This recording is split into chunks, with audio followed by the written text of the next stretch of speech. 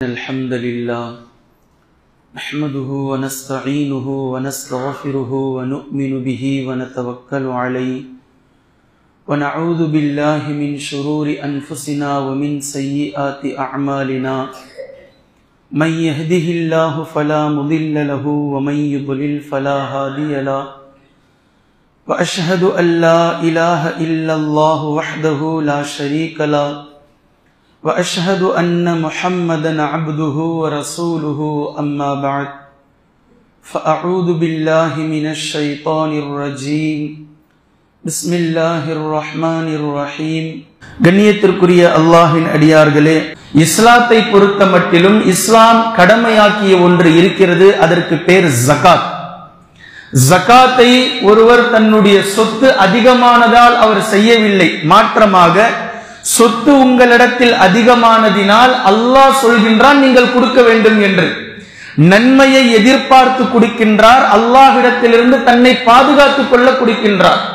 ஒருவேளை ஜகாத் கொடுக்காமல் இருந்தால் அல்லாஹ்வினுடைய பார்வையில் அவர் பாவதாரி, அவருக்காக நரகம் தயாரிக்கப்பட்டிருக்கின்றது. இதிலிருந்து தன்னை தற்காத்துக் கொள்ள வேண்டும் என்று அஞ்சக்கூடிய ஒவ்வொரு நபர்களும் தங்களுடைய சொத்து எவ்வளவு இருக்கின்றது என்பதை கணக்கு பார்த்து சரியாக கொடுப்பதை இஸ்லாம் ஒட்டுமொத்த முஸ்லிம்களின் மீதும் செல்வந்தர்களாக இருந்தால் அதை கொடுக்க வேண்டும் என்று கட்டாயமாக கடமையாக்கி இருக்கின்றது. இது ஜகாத். இரண்டாவது ஒன்று இருக்கின்றது சதகா.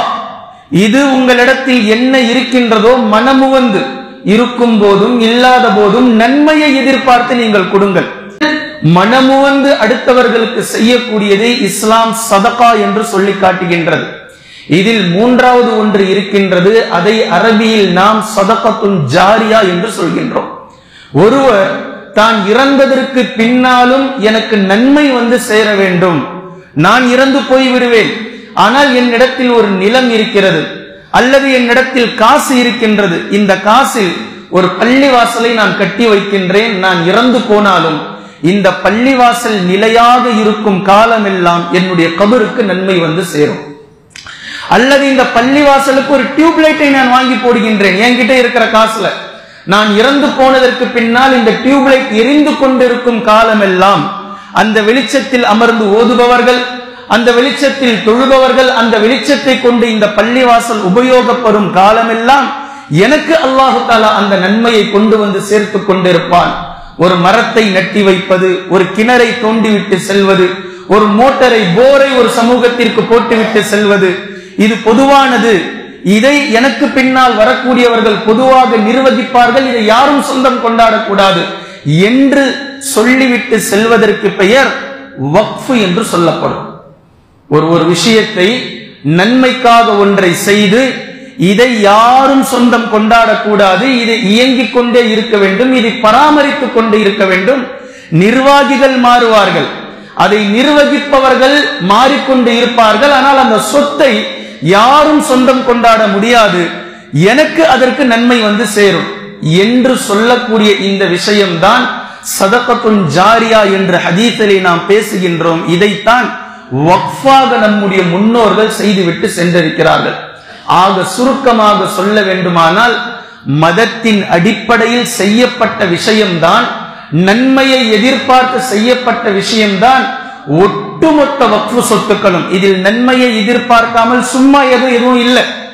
ஒட்டுமொத்த சொத்துக்களும் நன்மையை எதிர்பார்த்து இஸ்லாமிய அடிப்படையில் இஸ்லாம் முஸ்லிம்களுக்கு என்ன நம்பிக்கையை போதித்து இருக்கின்றதோ இந்த நம்பிக்கையின் அடிப்படையில் செய்யப்பட்ட விஷயங்கள் தானே தவிர இதை நிர்வகிப்பதற்கு முஸ்லிமாக கண்டிப்பாக இருக்க வேண்டும். முஸ்லிம் அல்லாதவர் முஸ்லிம் சொல்லப்பட்ட மத நம்பிக்கையின் அடிப்படையில் செய்யப்பட்ட வக்ஃப் செய்யப்பட்ட ஒரு சொத்தை நிச்சயமாக முஸ்லிம் அல்லாதவர் நிர்வகிக்க முடியாது, இது சாத்தியமில்லை. முஸ்லிமுடைய சொத்தை நிர்வகிப்பார், ஏனென்றால் அது மத அடிப்படையில் நன்மையை எதிர்பார்த்து செய்யப்பட்ட விஷயம். எனவே இங்கு மதத்தின் அடிப்படையில் பாஜக நுழைந்திருக்கிறதா என்ற கேள்வியே தவறு.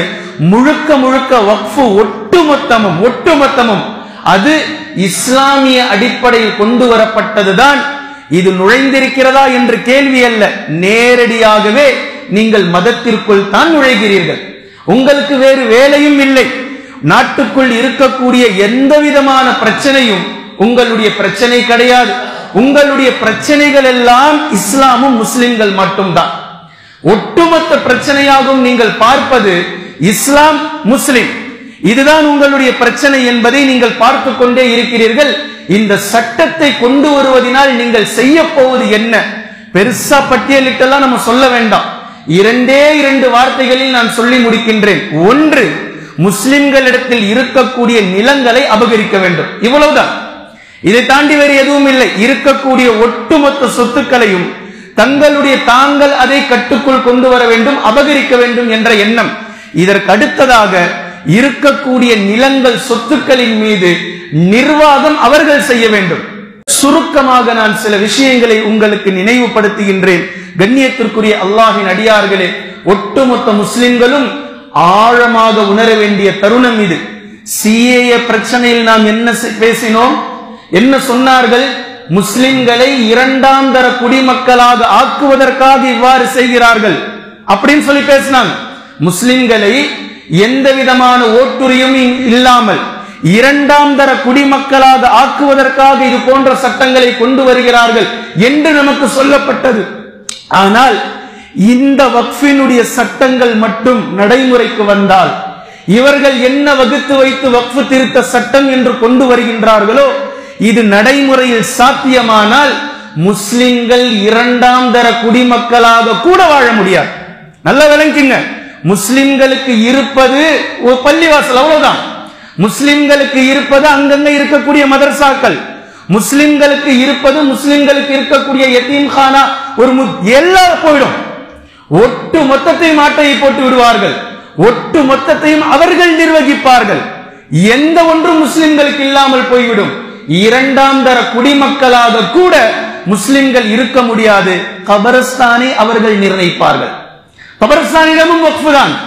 நிலங்கள் கொடுக்கப்பட்டிருக்கின்றது ஒரு பள்ளிவாசலுக்காக. பள்ளிவாசலுடைய ஒரு மூலையில் உடலை அடக்கம் செய்கின்றோம். அவர்கள் நிர்ணயிப்பார்கள், இது ஊருக்குள் இருக்கின்றது, நீங்கள் வெளியே போய் போடுங்க, நீங்க என்ன வேணா செஞ்சுட்டு போங்க செத்து போனவரை, ஆனா இங்கு புதைக்க கூடாது என்று சொல்வார்கள். இவை எல்லாம் 1 by 1 அடுத்தடுத்து வந்து கொண்டே இருக்கும். இவர்களுடைய ரெக்கார்டு பிரேக் எப்படி இருக்குது அப்படின்னா, ஒவ்வொன்றையும் நீங்கள் பார்க்கலாம். கட்டாய திருமண பதிவு சட்டம், நீங்க ஹுலா வாங்கியதையோ தலாக் வாங்கியதோ இந்த இதை எடுத்துட்டு போனீங்க அப்படின்னா அதை ஏற்க மாட்டார்கள். கோர்ட்ல இருந்து டைவர்ஸ் வாங்கின விஷயத்தை எடுத்துட்டு வாங்க, அந்த ரசீதை நீங்க எடுத்துட்டு வாங்க என்று சொல்வார்கள். இப்படி ஆக்குவதற்காகத்தான் கட்டாய திருமண பதிவு சட்டம் என்பதை கொண்டு வந்தார்கள். பின்பு அதற்கடுத்து நீங்கள் பார்க்கலாம், முத்தலாக் என்று சொல்லக்கூடிய இஸ்லாத்தில் அப்படி எங்கேயுமே இல்லை. முதலில் அப்படி ஒரு சட்டமே இல்லை. ஒட்டுமொத்த தலாக் சட்டமே இனி கூடாது. இனி அவர்கள் தலாக்குக்காக கோர்ட்டுக்கு வந்தாக வேண்டும் என்று அதற்கு பெயர் வைத்தார்கள் முத்தலாக் சட்டம். கொஞ்சம் நாளைக்கு முன்னாடி நீங்கள் பார்க்கலாம், 3 வருடங்களுக்கு முன்னால் கர்நாடகாவில் ஹிஜாப் பிரச்சனை. மாணவிகளை எழுத விடாமல், பரீட்சை எழுத விடாமல் 6 மாணவிகளில் ஆரம்பித்தது 20,000 மாணவிகளுடைய படிப்பு போனது அந்த வருஷத்தோட. அதே போன்று அதற்கு அடுத்ததாக அவர்கள் கொண்டு வந்தது சிஏஏ, என்ஆர்சி, என்பிஆர். இந்த சட்டம் முஸ்லிம்களுக்கு அச்சுறுத்தல் தரும் விதமாகவே ஒவ்வொரு சட்டங்களையும் அடுத்தடுத்ததாக கொண்டு வந்த விஷயம். இதை தொடர்ந்து அவர்கள் கொண்டு வந்தது காமன் சிவில் கோடு. எல்லோருக்கும் ஒரு சட்டமாக இருக்க வேண்டும். எல்லோருக்கும் ஒரு சட்டம் என்று அவர்கள் சொல்வது மனு தர்ம சட்டம். இந்து மதத்தினுடைய இந்துத்துவ சட்டத்தை கொண்டு வந்து எல்லோருக்கும் ஒரே மாதிரியான சட்டம் என்று முஸ்லிம்களும் அதை ஏற்க வேண்டும், கிறிஸ்தவர்களும் அதை ஏற்க வேண்டும், பௌத்தர்களும் அதை ஏற்க வேண்டும். ஆனால் அவர்களுடைய தாட் முஸ்லிம்களிடத்தில் இருக்கக்கூடிய அந்த பிரைவசியை பிடுங்க வேண்டும், அதை எடுக்க வேண்டும் என்பதற்காக காமன் சிவில் கோட். பின்பு இப்போது அவர்கள் கொண்டு வந்திருப்பது வக்ஃபு பிரச்சனை, வக்ஃபு சட்டம். இதை தாண்டி இன்னும் நீங்கள் பார்க்கலாம், யூபியில் நடந்து கொண்டிருக்கக்கூடிய அடக்குமுறைகள். பல இடங்களில் தொழக்கூடாது, தொழுகை நேரம் வந்துவிட்டால் பிளாட்பார்ம்ல தொழக்கூடாது. 300க்கும் மேற்பட்ட மதர்சாக்கள் இடிக்கப்பட்டு விட்டது. மதர்சா கல்வி ஒட்டுமொத்தமாக அழிக்கப்பட்டு விட்டது. இதில் வட மாநிலங்களில் அளவுக்கு அதிகமாக பீஃப் பிரச்சனை, வேற பிரச்சனையே இல்ல நாட்டுல. எங்கு எடுத்தாலும் மாடு மாட்டுக்கறி, வேற என்னதாண்டா உங்களுக்கு பிரச்சனை? மாடு மாட்டுக்கறி என்ற பிரச்சனை எங்கு பார்த்தாலும். இதெல்லாம் போனாக்கா வாரத்துக்கு ஒரு வாட்டி 2 வாரத்துக்கு ஒரு வாட்டி பக்கத்துல இருக்கிற பாகிஸ்தானை இழுக்கணும். பாகிஸ்தானுக்கும் இந்தியாவுக்கும் என்ன இருக்கு? அவன் பாட்டுக்கு அவன் இருக்கிறான்.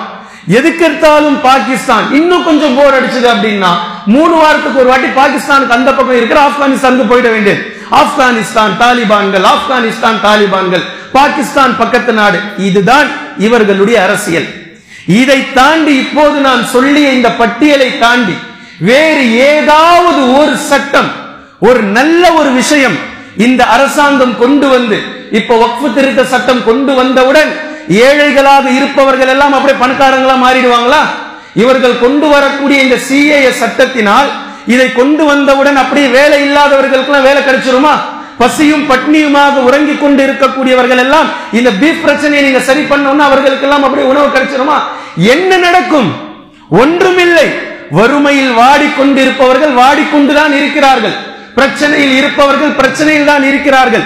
இந்த பிரச்சனைகளை தீர்ப்பது எப்படி? அடித்தட்டில் இருக்கக்கூடிய மக்களுடைய வாழ்வாதாரத்தை மேம்படுத்துவது எப்படி என்பதையெல்லாம் கொஞ்சம் கூட யோசிக்காத அரசு எந்நேரமும் பொழுதொரு மேனியாக நாளுக்கு ஒரு நாளாக தினம் தினம் முஸ்லிம்களுடைய ஷரியத் சட்டம் இப்படி இருக்கின்றது, முஸ்லிம்களுடைய இந்த விஷயம் இப்படி இருக்கின்றது, இதை எப்படி மாற்றுவது, இதில் எப்படி சண்டை சச்சரவு செய்வது, இதை எப்படி பிரச்சனையாக்குவது என்று நாளுக்கு நாள் செய்து கொண்டிருப்பதை நாம் பார்க்கிறோம். எந்த சட்டங்கள் எல்லாம் அடித்தட்டு மக்கள் அடிபட்டு செத்துக் கொண்டிருக்கிறார்களோ அவர்களுடைய வாழ்வாதாரத்தை மேம்படுத்தும் விதமாக இதில் எந்த ஒன்றிலும் அக்கறை காட்டாத நீங்கள் தான் ஒட்டுமொத்த முஸ்லிம்களுடைய பிரச்சனை இப்படி இருக்கு, அப்படி இருக்கு, இதை செய்கின்றோம், அதை செய்கின்றோம் என்றெல்லாம் செய்து கொண்டிருப்பதை நாம் பார்க்கின்றோம். கண்ணியத்திற்குரிய அல்லாஹ்வின் அடியார்களே, சுருக்கமான ஒரு சிறிய வரலாறை உங்களுக்கு நான் நினைவுபடுத்துகின்றேன். 1925 RSS உருவான வருடம். அதைத்தான் இந்த சட்டங்கள் எல்லாம் பாஸ் பண்ணி இந்த 2025 100 ஆண்டுகளுடைய விழாவை பிரம்மாண்டமாக கொண்டாட வேண்டும்.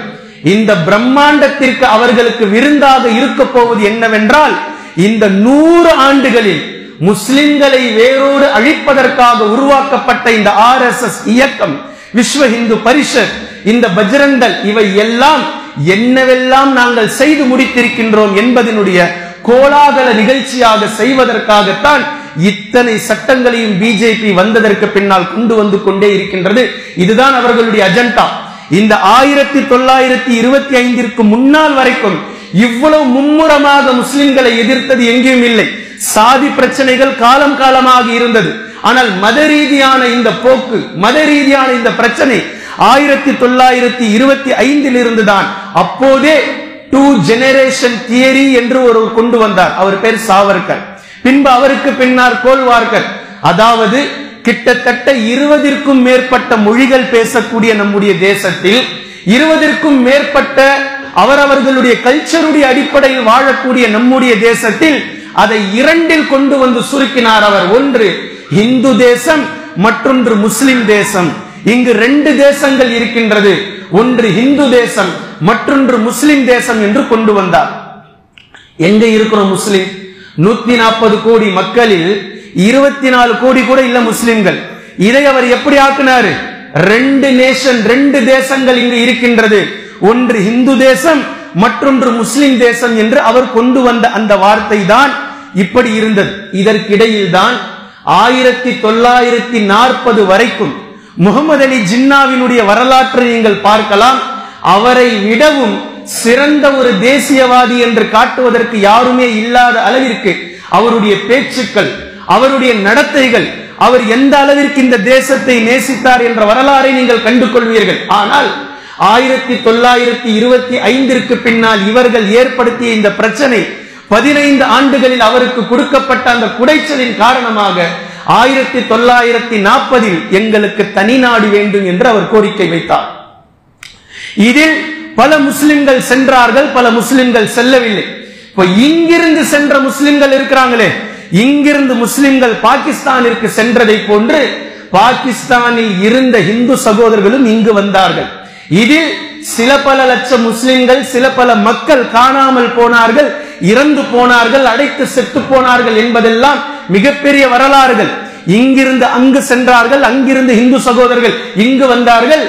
நல்லா கவனிங்க, இங்கிருந்து சென்ற முஸ்லிம்கள் இங்கிருந்து சென்றதில் இருந்த பணக்கார முஸ்லிம்கள், இங்கு பல சொத்துக்களை வைத்திருந்த முஸ்லிம்கள் இங்கிருந்து பாகிஸ்தானிற்கு செல்லும் போது வெறுமனே வாய் வழியாக இந்த சொத்தை அல்லாஹ்வின் பெயரில் நான் கொடுக்கின்றேன் என்று சொல்லிவிட்டு சென்றார்கள். வரலாறு தெரியுமா யாருக்காவது? வெறுமனே வாய் வழி, எந்த டாக்குமெண்ட்டும் இல்லை. இன்று வரையிலும் சில வக்ஃபு சொத்துக்களுக்கு டாக்குமெண்ட் இல்லாமல் போனதினுடைய பின்விளைவு இதுதான். பாகிஸ்தானிற்கு அவசரமாக செல்லும் போது இந்த என்னுடைய ப்ராப்பர்ட்டியை, இந்த வீட்டை, இந்த நிலத்தை, இந்த மருத்துவமனையை, நான் கட்டிய இந்த பள்ளிக்கூடத்தை, நான் கட்டிய இந்த கல்லூரியை, இந்த நிலத்தை அல்லாஹ்வின் பாதையில் நான் விட்டு செல்கின்றேன், இதை நீங்கள் பராமரித்துக் கொள்ளுங்கள் என்று இருப்பவர்களிடத்திலே விட்டு சென்றார். அதற்கு எந்த ஆதாரமும் எந்த டாக்குமெண்ட்டும் இல்லை என்பதை நம்மால் புரிந்து கொள்ள முடிகின்றது. இப்படி விட்டு சென்ற சொத்துக்கள் தான் இன்றும் இருக்கின்றது. இதற்கு பேர் வக்ஃபின் யூசேஜ் என்று வக்ஃபுக்கு கீழே ஒன்று இருக்குது. வக்ஃபின் யூசேஜ், அதாவது 70 வருடங்களாக 80 வருடங்களாக வக்ஃபு சொத்தாக அது பார்க்கப்படுகின்றது. ஆனால் அதற்கு எந்த டாக்குமெண்ட்டும் இருக்காது. வாய் வழியாக சொல்லிவிட்டு சென்றது. வாய் வழியாக விட்டு சென்றதை நாம் பார்க்கின்றோம். கண்ணியத்திற்குரிய அல்லாஹ்வின் அடியார்களே, இப்படி இந்த 1940 முகமது அலி ஜின்னா சென்ற அந்த நேரம்தான் நேரு இங்கு இருந்து கொண்டு இது தவறான ஒரு நடவடிக்கை, இது தவறான ஒரு விஷயம், இங்கு இருந்தவர்களையும் சாடினார், சென்றவர்களையும் சாடினார். செல்லாத முஸ்லிம்கள் ஏன் இங்கு நின்றார்கள்? இங்கு நமக்கு பிரச்சனை ஏற்படாது, இங்கு நமக்கு பாதிப்பு ஏற்படாது. நேரு இருக்கிறார், காந்தி இருக்கிறார். இவர் மெஜாரிட்டி பீப்புளை மைனாரிட்டி பீப்புளின் மீது ஆதிக்கம் செலுத்துவதை விடமாட்டார்கள், இவர்கள் நம்மை பார்த்துக் கொள்வார்கள் என்ற நம்பிக்கையில் அன்று இருந்த அந்த சமூகம் தான் இங்கு தங்கிவிட்ட சமூகங்கள். கண்ணியத்திற்குரிய அல்லாஹ்வின் அடியார்களே, இது ஒரு புரிதலுக்கான விஷயம். இந்த நேரத்தில் சுதந்திரம் கொடுத்தார்களே 1947, இந்த சுதந்திரம் தரக்கூடிய நேரத்தில் நல்லா விளங்குங்க. சுதந்திரம் தரும்போது பிரிட்டிஷ் அரசாங்கம் ஒட்டுமொத்த விஷயத்தையும் உள்வாங்கிக் கொண்ட, இந்தியாவை பற்றி புரிந்து கொண்ட, இந்தியர்களை புரிந்து கொண்ட 1933 அல்லது 1931 வின்சென்ட் சில் என்று சொல்லக்கூடிய ஒரு ஆங்கிலேயர், இந்தியாவை ஆண்டவன், இங்கிலாந்தினுடைய பாராளுமன்றத்தில் பேசுகிறார். எந்த நாட்டுக்கு வேண்டுமானாலும் நீங்கள் சுதந்திரம் கொடுங்கள், இந்தியாவிற்கு மட்டும் நீங்கள் சுதந்திரம் தர வேண்டாம். ஏனென்றால் இந்தியாவிற்கு நீங்கள் சுதந்திரம் தந்தால் இந்தியர்கள் ஆளத் தெரியாதவர்கள், இந்தியர்களில் இருக்கக்கூடிய உயர் சாதி மக்கள் கீழ் சாதி மக்களின் மீது ஆதிக்கம் செலுத்தக்கூடியவர்களாக இருப்பார்கள். சுதந்திரம் தர வேண்டாம் என்று 1931 இங்கிலாந்தினுடைய பாராளுமன்றத்தில் இந்தியர்களை இன்று நடக்கும் பிரச்சனையை அன்றே கணித்து அச்ச உணர்வை அவர் வெளிப்படுத்தினார். இன்னைக்கு அதுதான் நடந்துகிட்டு இருக்கு. ஆனால் சுதந்திரம் கொடுத்ததற்கு பின்னால் வெள்ளையர்கள் நம்மை இவ்வளவு அசிங்கமாக பேசி இருக்கிறார்களே, இந்தியாவை பற்றியும் இந்தியர்களை பற்றியும், நமக்கு நாமே ஒரு அழகான சட்டத்தை கொண்டு வர வேண்டும், நம்மை நாம் ஆளும் சட்டமாக அது இருக்க வேண்டும். அவர்கள் நம்மை நையாண்டி செய்ததற்கு இணங்க நாம் இருந்துவிடக் கூடாது, நாம் தெளிவானவர்களாக இருக்க வேண்டும் என்று அம்பேத்கரால் சில மனிதர்களால் அது எழுதப்பட்ட அந்த சட்டம் தான் 1950 நடைமுறைக்கு கொண்டு வருகின்றார்கள், இந்திய அரசியலமைப்பு சட்டம். இந்த சட்டத்தினுடைய உண்மையான நோக்கமே மெஜாரிட்டியாக இருப்பவர்கள் மைனாரிட்டியாக இருப்பவர்களின் மீது ஆதிக்கம் செலுத்திவிடக் கூடாது என்பதுதான். மெஜாரிட்டியாக இருப்பவர்கள் மைனாரிட்டியாக இருப்பவர்களின் மீது ஆதிக்கம் செலுத்திவிடக் கூடாது என்பதற்காக எழுதப்பட்ட சட்டம் தான் இந்திய அரசியலமைப்பு சட்டம். பின்பு எழுதப்பட்டதற்கு பின்னால் பலதரப்பட்ட தவறுகள் அதில் இருந்தது. காலத்திற்கு ஏற்றவாறு அதை மாற்றினார்கள். மாற்றிய ஒவ்வொன்றும் கூடுதல் பிரெஃபரன்ஸ்க்காக மாற்றினார்கள். அதாவது பாதிக்கப்படுபவர்களை பாதிப்பிற்குள்ளாக்காமல் அவர்களுக்கு நன்மைகள் சென்றடைய வேண்டும் என்பதற்காக மாற்றினார்கள். இப்படி 1950 இந்திய அரசியலமைப்பு சட்டம் கொண்டு வந்ததற்கு பின்னால் 1954 முஸ்லிம்களுக்காக கொண்டு வரப்பட்ட சட்டம் தான் வக்ஃபு சட்டம் என்பது. இது வெள்ளையர்கள் இருக்கும் போதே 1933 முஸ்லிம்களுக்காக ஒரு சட்டம் இருந்தது. அப்போதே முஸ்லிம்களுக்காக அவர்களுக்கு அவர்களே செய்து கொள்ளக்கூடிய சட்டம் என்று இருந்தது. அதைத்தான் சுதந்திரத்திற்கு பின்னால் 1954 முஸ்லிம்களுக்கான வக்ஃபு சட்டம் கொண்டு வரப்பட்டது. அதில் போதாமை இருந்தது, அதில் பிரச்சனைகள் இருந்தது, முஸ்லிம்களுக்கு சரியான பங்களிப்பு கிடைக்கவில்லை என்பதினால் மீண்டும் 1995 அதை திருட்டி அதை சரிவர கொண்டு வந்தார்கள்.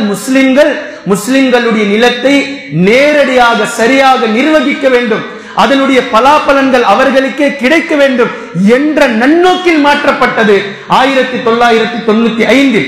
மீண்டும் அதில் போதாமை இருந்தது, மீண்டும் அதில் பிரச்சனை இருந்தது. இப்போது கடந்து சென்ற 2013ஆம் ஆண்டு சோனியா காந்தி, மன்மோகன் சிங் அவர்களுடைய அந்த நேரத்தில் அவர்களுடைய ஆட்சி காலத்தில் மீண்டும் வக்ஃபு திருத்த சட்டம் மீண்டும் முஸ்லிம்களுக்கு சரியாக போய் சேர வேண்டும் என்பதற்காக கொண்டு வரப்பட்டது. இப்போ அதைத்தான் இவர்கள் இப்போது மாற்றுகிறார்கள். இவர்களுடைய மாற்றம் என்னவென்றால், முஸ்லிம்களிடத்தில் இருக்கக்கூடிய ஒட்டுமொத்த பிரைவசியும் அப்படியே பறிக்கிறது. எதுவெல்லாம் 1954 முஸ்லிம்களுக்கு கொடுத்து, 1995 இன்னும் கொஞ்சம் கொடுத்து, 2013 இன்னும் கொஞ்சம் கொடுத்தாங்களோ அதை அப்படியே இப்போது அப்படி சுருக்கி எடுக்கின்றார்கள். 2025 ஒட்டுமொத்த நிர்வாகமும் தங்களுடைய கட்டுப்பாட்டுக்குள் வர வேண்டும், ஒட்டுமொத்த நிலங்களையும் தாங்கள் ஆக்கிரமிப்பு செய்ய வேண்டும். இதுதான் இந்த விஷயம். இப்ப நான் சொன்னேனே, பாகிஸ்தானிற்கு செல்லும் போது வாய் வழியாக சொல்லிவிட்ட இந்த சொத்துக்கள் இருக்கிறது, இது எல்லாமே இனி அரசாங்க சொத்தாக கணக்கில் எடுக்கப்படும். ஏன்னா டாக்குமெண்ட் இல்ல, டாக்குமெண்ட் இருக்கிறதையே கலெக்டர் வந்து ஒரு ஆணையரை இதுவரைக்கும் நியமிச்சிருந்தாங்க. அதற்கென்று ஒரு ஆணையர் வருவார், அந்த ஆணையர் முஸ்லிம்களுடைய கட்டுப்பாட்டில் இருந்த ஆணையர். இப்ப இந்த கண்ட்ரோலை தான் மாவட்ட ஆட்சியருக்கு கொடுக்கிறாங்க. இனி கலெக்டர் முடிவு செய்வார், டாக்குமெண்ட் நீங்க வச்சிருந்தாலும் இது வக்ஃபு சொத்தா, இது வக்ஃபு சொத்து இல்லையா. நாளை வாத்தியா பள்ளியை பார்த்து ஒரு கலெக்டர் சொல்வார், இது வக்ஃபு சொத்து கிடையாது, இது அரசாங்கத்துக்கு போகணும். வாய்ப்பு இருக்கிறது. இந்த சட்டம் அல்லாஹ் பாதுகாக்க வேண்டும். இந்த சட்டம் நடைமுறைக்கு வந்தால் இதைத்தான் அவர்கள் செய்வார்கள். அல்லது நான் சொன்னதை போன்று முத்தவல்லி RSS இருந்து வந்து அமர்வார், ஒரு பொருளாளர் விஸ்வ இந்து பரிஷத்தில் இருந்து வந்து அமர்வார். இவர்தான் இனி உங்களுடைய கணக்கு வழக்கை பார்ப்பார். ஜும்மா வசூல் எவ்வளவு என்று இவருக்கு நீங்கள் டிரான்ஸ்பர் பண்ண வேண்டும், என்னவென்று நீங்கள் காட்ட வேண்டும், நாங்கள் பார்த்துக் கொள்வோம் எல்லாவற்றையும் என்று. இப்படித்தான் இந்த சட்டங்கள் மெல்ல மெல்ல கொண்டு வரப்படும். கபரஸ்தான் வரைக்கும் இவர்களுடைய ஊடுருவர்கள் இருக்கும். கண்ணியத்திற்குரிய அல்லாஹ்வின் அடியார்களே, முஸ்லிம்களிடத்தில் நான் சொல்ல வரும் விஷயம் என்னவென்றால், இப்போது நாம் யாரை குறை சொல்ல போகின்றோம், யாரை கை காட்டுவது? நிதிஷ்குமார் மட்டும் ஆதரவு தெரிவிக்காமல் இருந்திருந்தால், சந்திரபாபு நாயுடு மட்டும் அவர்களின் பக்கம் செல்லாமல் இருந்திருந்தால், துரோகிகள் இவர்கள், பச்சை துரோகிகள், முஸ்லிம்களுக்கு சாதகமாக இருப்பார்கள் என நினைத்தோம். இவர்கள் அந்த பக்கம் சென்று விட்டார்கள். எத்தனை காலம்தான் முஸ்லிம்களை கருவேப்பிள்ளையை போன்று உபயோகிப்பவர்களை நம்பிக்கொண்டு இருப்பீர்கள்?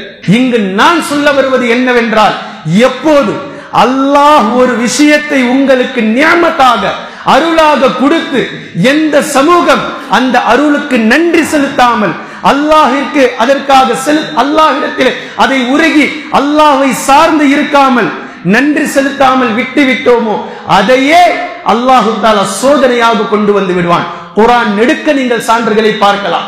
இதுதான் நடந்து கொண்டிருக்கின்றது. முதல் உதாரணம் நான் சொன்னேன், திருமண கட்டாய பதிவு சட்டம். யோசித்து பாருங்கள், நம்முடைய திருமணங்கள் இன்று எப்படி இருக்கின்றது? நபி ஸல்லல்லாஹு அலைஹி வஸல்லம் அவர்கள் செய்து காட்டிய திருமணங்கள் எப்படி இருந்தது? எவ்வளவு எளிய வழியில் திருமணம் செய்தாக வேண்டுமோ அதை கேலி கூத்தாக்கி கொண்டிருக்கின்றோம். எவ்வளவு ஆடம்பரங்கள், எத்தனை பெயர் பலகைகள், எப்படி மாப்பிள்ளைக்கும் பொண்ணுக்கும் ஆடம்பர வரவேற்புகள், வெடிவெடிப்புகள், என்னென்ன கலாச்சாரங்கள் மேற்கத்திய கலாச்சாரங்கள் என்று பார்க்கப்படுகின்றதோ ஒட்டுமொத்த கலாச்சாரங்களும் முஸ்லிம்களுடைய திருமணங்களிலே நீங்கள் பார்க்கலாம். இப்படி சுன்னத்திற்கு புறம்பான ஒட்டுமொத்த அநியாயங்களையும் செய்துவிட்டு பின்பு தலாக் குலாவில் வந்து இஸ்லாம் என்ன சொல்றது? இதை பத்தி குர்ஆன் ஆயத் என்ன சொல்லுது? இவர்களை பார்த்தால் சிரிக்கணும்னு தோணுதா இல்லையா? செஞ்சது எல்லாம் மேற்கத்திய கலாச்சாரத்தின் அடிப்படையில் திருமணங்கள். பின்பு தலாக் என்று வரும்போது ஹதீஸ்ல என்ன இருக்கு, குர்ஆன்ல என்ன இருக்கு? யாரா நீங்கள்லாம்? குர்ஆனின் அடிப்படையில் திருமணம் செய்து இருந்தால் தலாக்கையும் குலாவையும் குர்ஆனின் அடிப்படையில் தேடுங்கள், அல்லாஹ் அதற்கு தீர்வு வழங்குவான். செய்தது மேற்கத்திய கலாச்சாரத்தின் அடிப்படையில், ஆனால் விஷயத்தை இங்கு வந்து தேடுவது இப்படி. அல்லாஹ் தஆலா நம்மிடத்தில் கொடுத்திருந்த அந்த அருட்கொடையை எப்போது நாம் வீணடித்தோமோ, எப்போது நாம் பொழுதுபோக்காக ஆடம்பர திருமணங்களாக நாம் செய்தோமோ, அதையே அல்லாஹ் நமக்கு சோதனையாக்கி விட்டான். எங்கெல்லாம் இந்த பிஜேபி முஸ்லிம்களுடைய சட்டங்களில் ஷரியத்தில் விளையாடி இருக்கின்றதோ, இது எல்லாவற்றிலும் அல்லாஹ் நமக்கு அருளாக கொடுத்ததில் நாம் சரிவர குர்ஆன் ஹதீஸ் அடிப்படையில் நடக்காததா உண்மையான ரீசன். அதை அல்லாஹ் தஆலா இன்று நமக்கு சோதனையாக மாற்றி இருக்கின்றான் என்பதை நம்மால் புரிந்து கொள்ள முடிகின்றது. கண்ணியத்திற்குரிய அல்லாஹ்வின் அடியார்களே, இன்னும் ஒன்றும் கெட்டு போகவில்லை. இப்போதும் நமக்கு நேரம் மீதம் இருக்கின்றது. இப்போதும் நமக்கு நேரம் மிச்சம் இருக்கின்றது. சொல்ல வரக்கூடிய விஷயத்தை உன்னிப்பாக கவனியுங்கள். நம்பர் 1, அல்லாஹ்வை சார்ந்திருக்க பழகுங்கள். இதை தாண்டி, அல்லாஹ்வை தாண்டி நமக்கு யாரும் எதற்கும் வழியாக வரமாட்டார்கள். அல்லாஹ் ஒருவன் தான் நம்முடைய பாதுகாவலன். யூசுப் அலைஹிஸ்ஸலாம் அவர்கள் இதைத்தான் சொன்னார்கள். அன்ட வலியே ஃபித் துன்யா வல் ஆகிரா, இம்மையிலும் மறுமையிலும் நீயே என் பாதுகாவலன். ஒவ்வொரு முஸ்லிமும் அல்லாஹ்வை சார்ந்து இருங்கள். ஒவ்வொரு இயக்கங்களும் அல்லாஹ்வை சார்ந்து இருங்கள். ஒவ்வொரு அமைப்புகளும் அல்லாஹ்வை சார்ந்து இருங்கள். தயவு செய்து அடுத்தவர்களுடைய தயவால் இருக்காதீர்கள். நீங்கள் அல்லாஹ்வை சார்ந்திருந்தால், நீங்கள் அல்லாஹ்வை மட்டுமே சார்ந்திருந்தால் எப்படி சார்ந்திருக்கணும் தெரியுமா? இப்ராஹிம் அலைஹிஸ்ஸலாம் அவர்கள் நம்ரூத்தை எதிர்த்து நின்றார்கள். பயம் இல்ல. இப்ராஹிம் அலைஹிஸ்ஸலாம் அவர்களுக்கு நம்ரூதை கண்டு பயம் இல்லை. ஏன்? சார்ந்திருந்தது அல்லாஹ்வை சார்ந்திருந்தார்கள். மூசா அலைஹிஸ்ஸலாம் அவர்கள் ஃபிரௌனை எதிர்த்து நின்றார்கள். பயப்படல. ஏன்? அல்லாஹ்வை சார்ந்திருந்தார்கள். யூசுப் அலைஹிஸ்ஸலாம் அவர்கள் தங்களுடைய விஷயத்தில் உறுதியாக இருந்தார்கள். பயமில்ல அரசர்களை கண்டு. ஏன்? அல்லாஹ்வை சார்ந்திருந்தார்கள். ஈசா அலைஹிஸ்ஸலாம் அவர்களுக்கு யூதர்களினால் எந்நேரமும் கொலை மிரட்டல் அச்சுறுத்தல் இருந்தது. ஒரு நாளும் பயப்படல. ஏன்? அல்லாஹ்வை சார்ந்திருந்தார்கள். நபி ஸல்லல்லாஹு அலைஹி வஸல்லம் அவர்கள் அபூ ஜஹலையும் அபூ லஹபையும் எதிர்த்து நின்றார்கள். ஒரு நாளும் பயந்ததில்லை. காரணம், அல்லாஹ்வை சார்ந்திருந்தார்கள். இன்று முஸ்லிம்களுடைய உள்ளங்களில் எவ்வளவு பயம்! எப்போது நீங்கள் அல்லாஹ்விற்கு பயப்படாமல், அல்லாஹ்வை சார்ந்திருக்காமல் அடுத்தவர்களுக்கு பயப்பட துவங்குகின்றீர்களோ, அப்போதே உங்களை பற்றிய பயத்தை முஸ்லிம் அல்லாதவர்களுடைய உள்ளத்தில் இருந்து அல்லாஹ் எடுத்து விடுகின்றான். அல்லாஹ்வை மட்டும் சார்ந்து, அல்லாஹ்விற்கு மட்டும் பயந்து நீங்கள் எழுந்து நிற்கிறீர்களோ, குர்ஆன் ஹதீஸின் அடிப்படையில் அல்லாஹ்வினுடைய உதவி இன்ஷா அல்லாஹ் உங்களுக்கு வரும். பின்பு அல்லாஹ்வினுடைய வெற்றி அதற்கு பின்னாலேயே வரும். இது நம்பர் 1. இரண்டாவது, தயவு செய்து நீங்கள் அமைப்புகளையும் இயக்கங்களையும் உருவாக்கியது எதற்காக? யோசித்து பாருங்கள். 25-30 வருடங்களுக்கு முன்னால், 40 வருடங்களுக்கு முன்னால் ஒவ்வொரு இயக்கங்களும் ஒவ்வொரு அமைப்புகளும் உருவாக்கியதற்கு என்ன காரணம் சொன்னீர்கள்? என்ன காரணம் சொன்னீர்கள்? முஸ்லிம்கள் அடித்தட்டில் கீழ் இருக்கிறார்கள். முஸ்லிம்கள் படிப்பதில்லை. முஸ்லிம்களுடைய வாழ்வாதாரத்தை கொண்டு செல்ல வேண்டும். முஸ்லிம் அல்லாதவர்களே நாடாளுமன்றத்தில், பாராளுமன்றத்தில் அங்கங்கு இருப்பதினால் இவர்களுக்காக குரல் கொடுப்பவர்கள் யாரும் இல்லை என்று சொல்லிதானே இயக்கங்களையும் அமைப்புகளையும் நீங்கள் உருவாக்கினீர்கள், கட்டமைத்தீர்கள். மக்களையும் அதை அப்படியே நம்பினார்கள். அப்படியே நம்பி உங்களுக்கு ஆதரவு அளித்தார்கள். ஆனால் இன்று நீங்கள் மீண்டும் 2 சீட்டுக்காக, 1 சீட்டுக்காக, 4 சீட்டுகளுக்காக சென்று அவர்களிடத்தில் நீங்கள் கெஞ்சிக் கொண்டிருக்கிறீர்கள். எப்படிப்பட்ட நிலை பாருங்கள். எப்படி இருக்கணும்? நபி ஸல்லல்லாஹு அலைஹி வஸல்லம் அவர்கள் மதீனாவிற்கு வந்ததற்கு பின்னால் டிமாண்டை நபி அவர்கள் வைத்தார்கள். நபி ஸல்லல்லாஹு அலைஹி வஸல்லம் அவர்கள் டிமாண்ட் வைத்தார்கள். எங்களோடு நீங்கள் ஒப்பந்தம் செய்து கொள்ளுங்கள், உங்களுக்கு நாங்கள் பாதுகாப்பு அளிக்கின்றோம், நாங்கள் உங்களை ப்ரொடெக்ட் பண்றோம், இந்த விஷயத்தை நாங்கள் பார்த்துக் கொள்கின்றோம், எங்களோடு நீங்கள் நில்லுங்கள் என்று நபி அவர்கள். சிறுமை என்று நீங்கள் சொல்றாங்களே, மைனாரிட்டி சொல்லாதீர்கள். அப்படி மைனாரிட்டி என்பது மனிதர்களுடைய எண்ணிக்கையில் அல்ல, அது உலகத்திற்கு வேண்டுமானால் பொருந்தும். குர்ஆனையும் ஹதீஸையும் பின்பற்றக்கூடியவர்களுக்கு மைனாரிட்டி என்பது உள்ளத்தில் தக்வா எவ்வளவு இருக்கின்றது, எவ்வளவு குறைந்திருக்கின்றது என்பதை பொறுத்து. யாருடைய உள்ளத்தில் தக்வா அதிகமாக இருக்கின்றதோ ஒருவர் நின்றாலும் ஒரு சமூகத்திற்கு சமம் என்று அல்லாஹ் தஆலா இப்ராஹிம் அலைஹிஸ்ஸலாமை கொண்டு வந்து காட்டுகின்றான். இன்ன இப்ராஹீம கான உம்மா. ஒருவர் மைனாரிட்டி இல்ல, மெஜாரிட்டி அவர்தான். ஒரே ஒரு நபர். ஏன்? உள்ளம் முழுக்க ஈமான், உடல் முழுக்க தக்வா, கை கால்கள் முழுக்க தக்வா, திரும்பும் திசையெல்லாம் தக்வா. அல்லாஹ்வை சார்ந்திருந்தார்கள். ஒருவராக இருந்தாலும் ஈமான் தலை முதல் உச்சந்தலை முதல் உள்ளங்கால் வரை இருந்தது. தக்வா நிலைத்திருந்தது. இப்படித்தான் ஒவ்வொரு முஸ்லிம்களும் இருக்க வேண்டும். இருக்கக்கூடிய இயக்கங்களும் அமைப்புகளும் நீங்கள் அவர்களுக்கு டிமாண்ட் வைக்க வேண்டும். நாங்கள் உங்களை ஆதரிக்க வேண்டுமானால் முஸ்லிம்களுடைய இந்த விஷயத்தை நீங்கள் செய்தால் ஆதரிக்கின்றோம். கண்ணியத்திற்குரிய அல்லாஹ்வின் அடியார்களே, தயவு செய்து நீங்கள் வளர்ந்து வாருங்கள். அவர்களிடத்தில் உங்களுடைய டிமாண்டை நீங்கள் அவர்கள் உங்களிடத்திலே அடங்கி வர வேண்டும் என்ற நிலைக்கு நீங்கள் உருவாகுங்கள்.